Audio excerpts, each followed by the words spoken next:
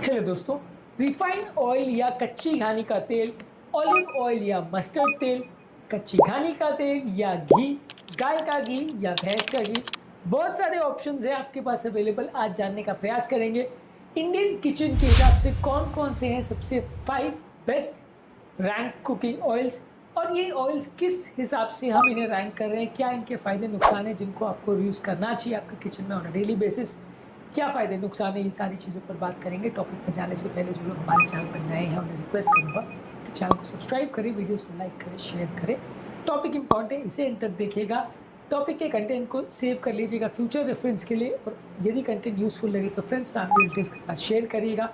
Topic के mid portion में इसे इंटरेस्टिंग बनाने के लिए कुछ प्रैक्टिकल बातें आपको बताऊंगा हमारे ट्रिविया सेक्शन में, जो आपको ज्ञान भी देंगे और हैरान भी करेंगे, और प्रैक्टिकल यूटिलिटी सेक्शन में इस टॉपिक को डेली लाइफ में यूटिलाइज करने के लिए कुछ टिप्स भी आपको दूंगा। चलिए शुरू करते हैं मेरे साथ ये हेल्थ का सफर। रिसेंटली एक 54 ईयर ओल्ड लेडी हमारे पास आई थी जो रिफाइंड ऑयल में खाना बनाती थी। लंबे समय से उनका ट्राइग्लिसराइड का प्रॉब्लम बहुत ज़्यादा था। हमने उनको ऑलिव ऑयल, मस्टर्ड ऑयल या घी पर स्विच करने को बोला, और विदाउट मेडिसिन उनके ट्राइग्लिसराइड लेवल्स में सिग्निफिकेंट फ़ायदा देखने को मिला।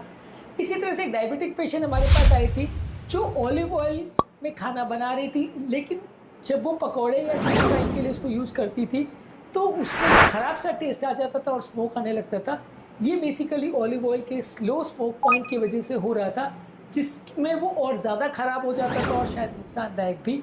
तो हमने उनको एडवाइस किया कि घी में उसको बना सकते हैं या मस्टर्ड ऑयल में बना सकते हैं। रिफाइंड ऑयल का प्रयोग वैसे तो इस मामले में बेटर है, लेकिन रिफाइंड ऑयल अपने आप में अच्छा नहीं है। ऑलिव ऑयल वैसे तो अच्छा है, लेकिन हाई टेम्परेचर कुकिंग के लिए अच्छा नहीं है। ये जब हमने समझाया तो उनकी प्रॉब्लम सॉल्व हो गई। आपके हिसाब से कौन सा ऑयल सबसे अच्छा है, आप किसको प्रेफर करते हैं, कमेंट सेक्शन में लिखकर हमें ज़रूर बताएं। आपके घर में कौन सा कुकिंग ऑयल या घी यूज़ होता है और क्यों आप इसे प्रेफर करते हैं, हमें लिखकर ज़रूर बताएं। सबसे इम्पॉर्टेंट है राइट ऑयल को चुनना, क्योंकि ये ऑयल जो है हमारे बॉडी में, जिस तरह से गाड़ी में सही इंजन ऑयल डालना ज़रूरी है, उसकी इंजन सही फंक्शन करता रहे उसके लिए, वैसे ही हमारे बॉडी में भी ये सही ऑयल का जाना ज़रूरी है, नहीं तो हमारी बॉडी का इंजन खराब हो सकता है। ऑयल जो है सिर्फ एक फ्लेवर डालने के लिए नहीं होता है, इसमें कई ऐसे तत्व होते हैं जो आपकी हार्ट की हेल्थ, कोलेस्ट्रॉल, इन्फ्लेमेशन और आपकी पेट की हेल्थ को अफेक्ट कर सकते हैं। अलग अलग तरह के ऑयल्स के फ़ायदे और नुकसान होते हैं। इनका रैंकिंग जो है वो इस बात पर डिपेंड करता है कि ऑयल की स्मोक पॉइंट कैसी है, क्योंकि इंडियन कुकिंग ज़्यादातर काफ़ी हाई टेम्परेचर्स पे होती है, इसलिए हाई स्मोक पॉइंट वाले ऑयल्स हम ज़्यादा बेटर माने जा सकते हैं। इसके अलावा omega 3 versus omega 6 fatty acid का रेशो क्या है इस ऑयल में। ओमेगा 6 फैटी एसिड जितना ज़्यादा है उतना वो बॉडी में नुकसान करेगा, इन्फ्लेमेशन करेगा, बीमारियां करेगा। इसलिए जितना ऑयल में ओमेगा 3 फैटी एसिड हो उतना अच्छा उसे माना जा सकता है। इसके अलावा ट्रेडिशनल कंपैटिबिलिटी फूड्स के साथ कैसी है उसके हिसाब से भी हम ऑयल को जज करते हैं। ऑयल का साइंटिफिक डेटा क्या है हार्ट और मेटाबॉलिक हेल्थ के हिसाब से। इसके अलावा ऑयल का टेस्ट, अफोर्डेबिलिटी और अवेलेबिलिटी क्या होता है, इस ये ऑयल के क्राइटेरिया जिसके बेसिस पे हम ऑयल्स को जज करते हैं कि कौन सा ऑयल इंडियन सिनेरियो के हिसाब से सबसे अच्छे हैं। ये 5 ऑयल्स में मैं इंडिविजुअल रैंकिंग नहीं करूंगा कि इनमें से कौन सा सबसे अच्छा है, ओवरऑल इनमें से मैं कौन सा प्रेफर करता हूँ मैं टॉपिक के एंड में आपको बताऊंगा। चलते हैं हमारे 5 बेस्ट ऑयल्स के सेक्शन में।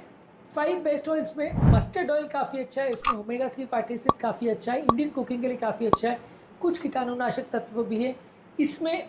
इंडियन कुकिंग के खासकर नॉर्दर्न और ईस्टर्न इंडिया में जो कुकिंग होती है उसके लिए अच्छा है। स्ट्रॉन्ग फ्लेवर है, हर व्यक्ति को इसका फ्लेवर अच्छा नहीं लगता, पर काफ़ी लोग को, इंडियन कुजीन वाले लोग को इसको पसंद करते हैं इसका फ्लेवर को। तो मस्टर्ड ऑयल एक अच्छा ऑयल है इंडियन कुकिंग सिनेरियो के हिसाब से। इसके अलावा ग्राउंड नट यानी मूंगफली का तेल भी अच्छा है, इसका न्यूट्रल टेस्ट होता है, डीप फ्राइंग और सब्जी बनाने के लिए अच्छा है, स्मोक पॉइंट भी अच्छा है। अनसैचुरेटेड फैटी एसिड्स होते हैं, हाई टेम्परेचर पे काफ़ी स्टेबल रहता है। इसके अलावा कोल्ड प्रेस ऑयल वर्जन में लेंगे या कच्ची घानी से बनाया हुआ नारियल का तेल लेंगे तो कंपेरेटिवली अच्छा है। वेस्टर्न और सदर्न इंडिया में काफ़ी ज़्यादा इसका प्रयोग होता है। इसी तरह से नारियल तेल जो है ये भी अच्छा है। साउथ इंडियन कुकिंग में काफ़ी कॉमनली इसको अलग अलग डिशेस में यूज़ करते हैं। इसमें मीडियम चेन ट्राइग्लिसराइड होता है जो कि क्विक एनर्जी और फैट बर्निंग में मदद करता है। हाई टेम्परेचर कुकिंग के लिए अच्छा है, कुछ कीटाणुनाशक प्रॉपर्टीज़ और एंटी इन्फ्लेमेटरी प्रॉपर्टीज़ भी हैं। ये शॉर्ट ड्यूरेशन सॉटिंग के लिए अच्छा है, लेकिन डीप फ्राइंग के लिए बहुत अच्छा नहीं माना जाता है क्योंकि इसकी स्मोक पॉइंट उतनी ज़्यादा अच्छी नहीं है। इसके अलावा सीसेम का तेल यानी तिल का तेल अच्छा है, मीडियम हीट कुकिंग के लिए अच्छा है। खिचड़ी, चटनी, ये सारी चीज़ें बनाने के लिए अच्छा है। इसमें एंटीऑक्सीडेंट्स और सिसामिन होता है जो कि हार्ट के हेल्थ के अच्छा है। थोड़ी मात्रा में इसको यूज़ करेंगे और खासकर कच्ची घानी का यूज़ करेंगे तो इसमें उतना सूजन नहीं होगा।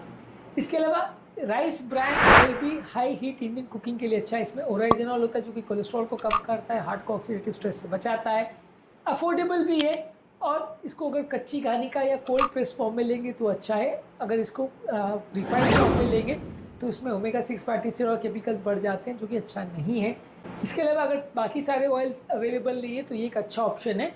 ये सब चीज़ों का ध्यान रखिए कि सनफ्लावर ऑयल में ओमेगा 6 फैटी एसिड ज़्यादा है तो ये इन्फ्लेमेशन कर सकता है, इसको ज़्यादा यूज़ ना करें तो अच्छा है।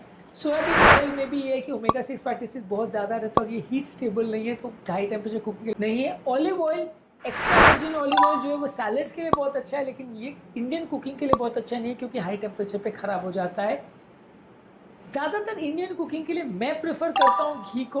रीज़न ये है कि घी हाई टेम्परेचर कुकिंग के लिए भी अच्छा है, ओमेगा 6 फैटी एसिड बहुत कम है, रिफाइंड ऑयल्स वाले इसमें केमिकल्स नहीं होते हैं और ज़्यादातर केस में ये सैचुरेटेड फैट देता है। हालांकि थोड़ा सा एलडीएल कोलेस्ट्रॉल बढ़ता है लेकिन बॉडी या ओवरऑल हेल्थ के लिए अच्छा है, ये बहुत ज़्यादा नुकसानदायक नहीं है। भूख भी अच्छी शांत होती है सैचुरेटेड फैट से। तो ओवरऑल मैं ज़्यादातर घी रिकमेंड करता हूँ। इसके अलावा कच्ची घानी के तेल में आप मूंगफली का तेल, सरसों का तेल या तिल का तेल का प्रयोग कर सकते हैं, पर ज़्यादातर मैं अपने घर में घी का प्रयोग करता हूँ। हो सकता है कि कोलेस्ट्रॉल पर इसका नेगेटिव इफेक्ट हो, इसलिए हार्ट पेशेंट्स के लिए आप थोड़ा कॉशियसली इसको यूज़ करें या कम मात्रा में यूज़ करें तो ज़्यादा अच्छा है, लेकिन फिर भी इसके कुछ डिस्टिंक्ट अलग एडवांटेजेस हैं। कुछ बोनस टिप्स आपको दे रहा हूँ इंडियन कुकिंग सिनेरियो के हिसाब से। अलग अलग ऑयल्स को यदि आप रोटेट करते हैं, कभी मस्टर्ड ऑयल, कभी कोकोनट ऑयल, कभी ग्राउंडनट ऑयल, कभी घी, तो इसमें आपका अलग अलग तरह के डाइवर्स न्यूट्रिएंट्स मिलते हैं जो कि बॉडी की हेल्थ के लिए अच्छे हैं। हमेशा कोल्ड प्रेस्ड ऑयल या कच्ची घानी का तेल का ही प्रयोग करें। आप रिफाइंड तेल का प्रयोग नहीं करें, वो करता है। इसके अलावा कभी भी रीयूज करे हुए ऑयल्स का प्रयोग ना करें, ये नुकसानदायक होते हैं। इसमें काफ़ी केमिकल्स आ जाते हैं जो कि बॉडी के लिए नुकसानदायक है। और ज़्यादा रिफाइंड या ब्लेंडेड या केमिकली एक्सट्रैक्टेड ऑयल्स का प्रयोग ना करें। अब आते हैं हमारे ट्रिविया सेक्शन में, जहाँ कुछ ऐसी साइंटिफिक स्टडीज़ आपको बताऊंगा जो आपको ज्ञान भी देंगे और हैरान भी करेंगे। चलते हैं हमारे ट्रिविया सेक्शन में। Harvard school of public health की एक स्टडी आई थी 2018 में, जहाँ उन्होंने शो किया था कि अगर हम सैचुरेटेड फैट को अगर अनसैचुरेटेड फैट से रिप्लेस करते हैं तो कार्डियोवैस्कुलर डिजीज़ का रिस्क 30% तक कम हो सकता है। इसके अलावा smoke point study journal of food science में एक पब्लिश हुई थी 2020 में, जहाँ पे इन्होंने शो किया था कि एवोकाडो, घी और कोकोनट ऑयल्स हाई टेम्परेचर पे स्टेबल रहते हैं। Refined sunflower oil harmful aldehydes में ब्रेक डाउन हो जाता है हाई टेम्परेचर कुकिंग में। हिस्टोरिकली कच्ची घानी को के तेल को प्रेफर किया जाता था मूंगफली का तेल, मस्टर्ड और सीसेम या तिल का तेल निकालने के लिए। हिस्टोरिकली भी अलग अलग ग्रंथों में इसका विवरण है कि इनको पीस करके या इनको क्रश करके इनका तेल निकाला जाता था और फिर इसका प्रयोग किया जाता था। आयुर्वेद में घी का भी काफ़ी मेंशन है कि इसको भी काफ़ी सालों से यूज़ किया जा रहा है, इसके बहुत सारे बेनिफिट्स बताए गए हैं। लैंसेट में 2016 में एक आर्टिकल पब्लिश हुआ था जिसमें शो हुआ था कि सनफ्लावर ऑयल में मौजूद ओमेगा 6 फैटी एसिड बॉडी का इन्फ्लेमेशन बढ़ा सकता है। मोनो अनसैचुरेटेड फैटी एसिड जो कि ऑलिव ऑयल और ग्राउंडनट ऑयल में, वो इस मामले में थोड़े सेफ है। सिंगापुर और चाइना में एक स्टडी पब्लिश हुई थी जहाँ पे 60,000 पीपल में एक स्टडी हुई थी, जहाँ पे उन्होंने पाया था कि अगर लो स्मोक पॉइंट के ऑयल्स यूज़ करते हैं तो लंग कैंसर का रिस्क बढ़ जाता है। स्टेबल सैचुरेटेड फैट्स यूज़ करने का उदाहरण इंडिया में केरला से मिलता है, जहाँ स्टेबल कोकोनट ऑयल को यूज़ किया जाता है, लेकिन यहाँ पे हार्ट डिजीज़ का रिस्क उतना ज़्यादा देखने को नहीं मिलता है। तो स्टेबल और सैचुरेटेड फैट्स को यदि आप यूज़ कर भी रहे तो उससे इतना हार्ट का रिस्क नहीं बढ़ता है, यहाँ से साबित होता है। इसके अलावा 2016 में ऑलिव ऑयल की एक फ्रॉड रिपोर्ट आई थी। यूएस में बिकने वाला 80% ऑलिव ऑयल हमेशा प्योर नहीं रहता, इसलिए भी ज़रूरी है कि जो भी ऑयल आप परचेज करें वो ट्रस्टेड ब्रांड का ही परचेज करें तो अच्छा है।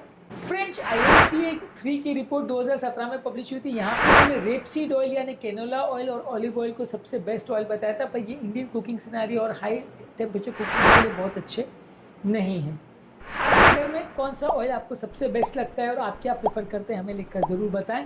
अब आते हैं हमारे प्रैक्टिकल यूटिलिटी सेक्शन में।